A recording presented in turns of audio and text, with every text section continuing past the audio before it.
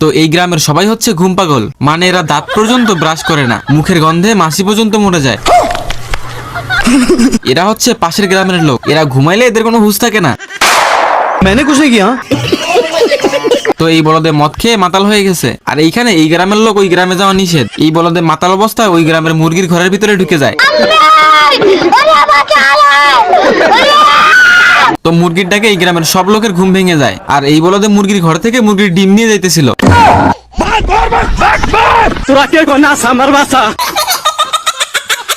এরপর শুরু হয় দুই গ্রামের মধ্যে সেই মারামারি। লাস্টে মারামারি করতে করতে সব বলদগুলোই মরে ভূত হয়ে যায়।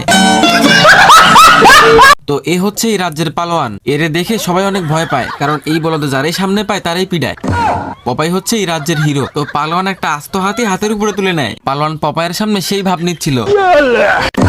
এ তো হাতি সহ পালোয়ানকে তুলে নিছে। এবার দুটাই আসছে পাহাড়ের উপরে শক্তি পরীক্ষা করতে। এইদিকে বলদ পালোয়ান দড়ি পাথরের সাথে বেঁধে দিছে। रुक तेरे को बताते। तेरी बहन